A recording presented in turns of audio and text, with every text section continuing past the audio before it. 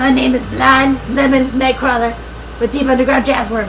Today we're visiting Magic Tree Vermicompost with Cushman. Hi, welcome to Magic Tree Vermicast. I'm Cushman and I'm going to be giving you a tour of the worm farm today.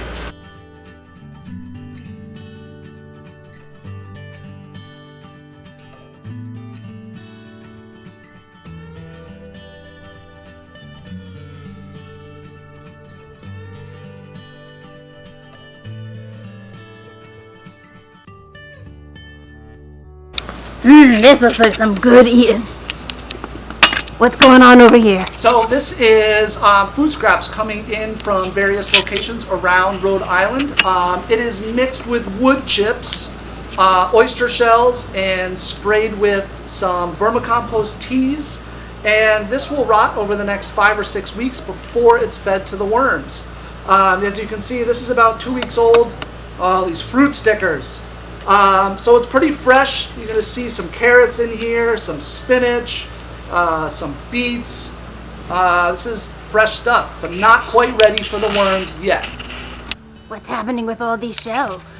I like to put oyster shells in my worm food for a couple reasons. They really help aerate or break up the worm food so it doesn't get compacted. But also, as it breaks down, you're going to get some calcium in the final product, which is screened out. These guys won't make it into the vermicast or the worm poop later on, but they really help add to the system. You can see some nice white fuzz on this pineapple right here. This is just showing that there's some fungal activity in this section, which is about 3 weeks old.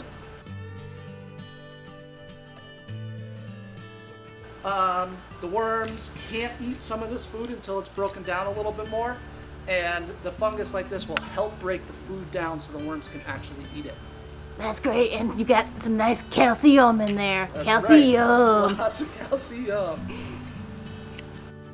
Wow, this looks like a 5-star hotel. Tell me about this.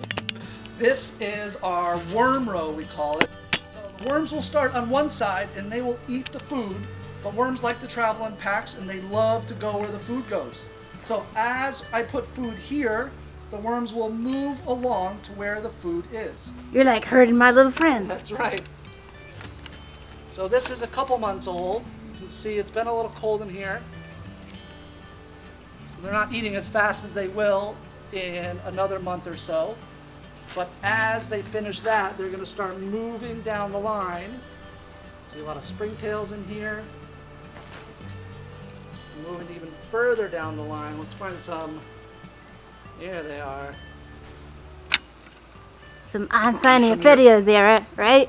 Some That's geniuses. Right. Yes. You can see this food is really well rotted. Some of it hasn't broken down fully yet, so the worms aren't even in that section. You can see them all kind of congregating. This is kind of like a worm ball. Nice. These are some happy, fat worms.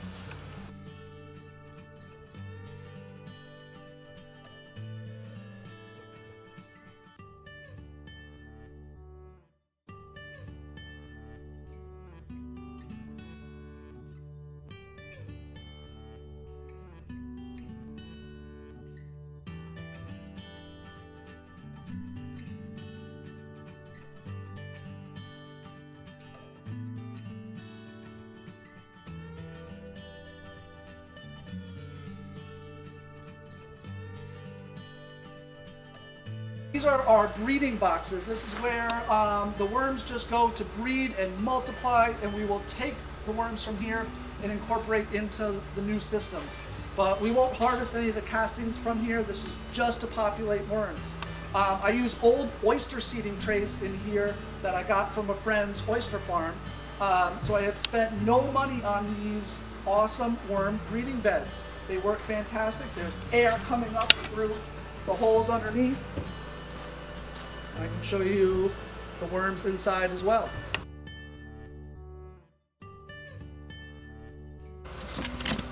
I bet schools have a lot of that apple cardboard. A lot of them. The worms love it. This will be gone in another month or so. Wow, that's fast. Yeah. You got to keep it nice and wet. So these are the breeding beds. These have been very cold all winter, so they're still pretty skinny and small.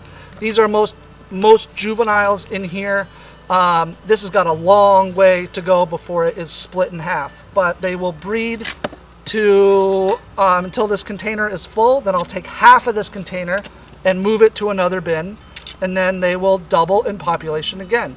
So once this gets going, I can double populations as long as conditions are right every couple months.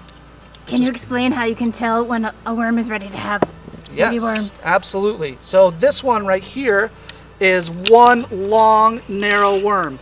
There is no defined clitellum, is what it's called, in this worm. This worm is starting to develop it. You can see it here. In the other bins, you can really see a defined band around the front portion of their bodies. That tells you that they are of breeding age. So most of these are pretty skinny, uniform, no clitellum. The juveniles actually eat very much. Sometimes they eat even more than older worms. Worms are actually not male or female. They have both organs. So any worm can produce a cocoon. Like me. That's right, just like you. As you can see, there's pretty thick bands around some of these worms in here. These are very much so breeding age, or even may have a cocoon in them already. Like this one here, see how thick that band is? They will push their cocoon straight through the back of their skin. You can see they are pretty plump, either breeding age or they already have a cocoon on them. That's beautiful. Hello, fruit sticker. Well, this one's different. This is a different bin. This is cow manure. Believe it or not, worms also love cow manure. They love manure of any kind. You won't find many worms in here because I transferred lots and lots of cocoons into this bin. So in about another month, as they hatch and grow, they're gonna have a very, very good food source. Cow manure worms love, but also horse manure. So we're gonna be experimenting a lot this season with horse manures in particular. What about elephant manure? Elephant manure, Zoodoo, that stuff is amazing. There are some composting companies in Rhode Island that process all the Zoodoo from Roger Williams Zoo. I don't have any here. I would love to get a hold of some, but it is also a great source of compost. Well, you do that Zoodoo that you do so well. Thank you. What about cat and dog poop?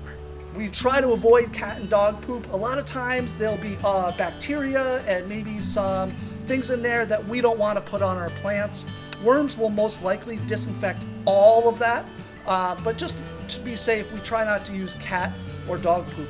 But rabbit poop is amazing. Whoa. So I welcome any rabbit poop here at the worm farm. Guinea pigs? I've never tried it, but I'll do some research. Awesome.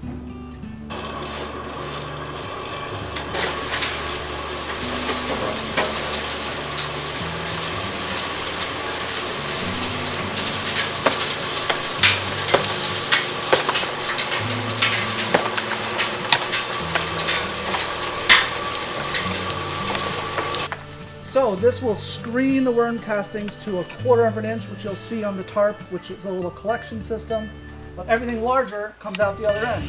We have oyster shells, clam shells, all our mulch, but then we have all our fruit stickers. So even in just that one shovelful, I'm probably gonna have at least 5 or 6 fruit stickers in here. What's cool is you can take worm castings and turn it into a tea.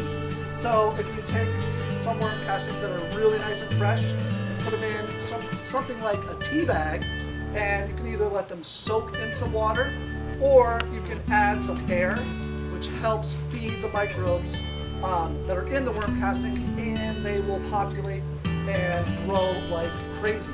You can then take this and spray it on your plants. You can pour it into your soil at home, and it will add all those beneficial microorganisms and life into your soil and onto your plants to help them throughout different growing cycles. So worm tea is a real thing, but don't drink it.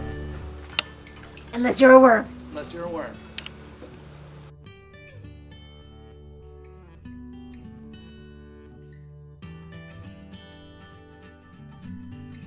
Are you getting hungry, chicken? Yeah, let's get some good grub. What do you guys got? Well, I see you brought a friend today. Who is this with you? This is Cooper. Well, Cooper, I've got some food that you will love.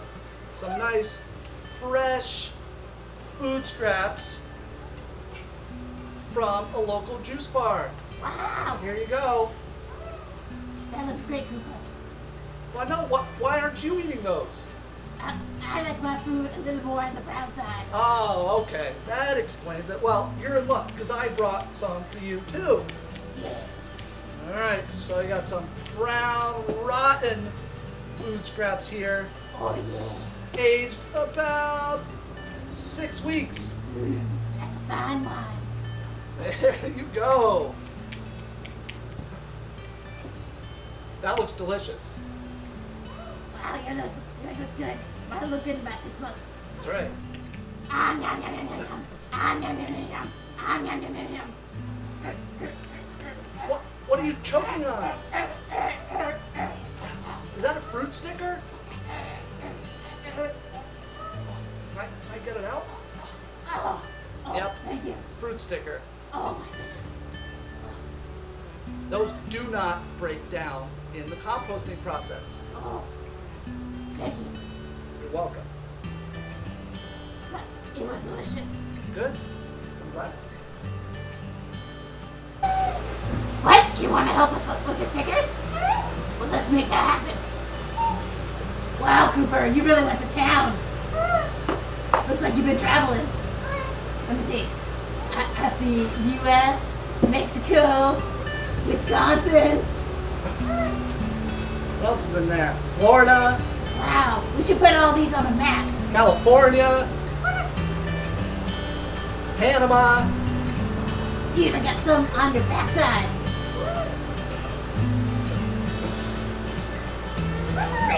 Oh, That is not good eating. So, friends, take your stickers off your fruits and vegetables before you compost. really helps. Well, Cushman, thank you so much for having us over today. This was so much fun. You are very welcome. Thanks for having me.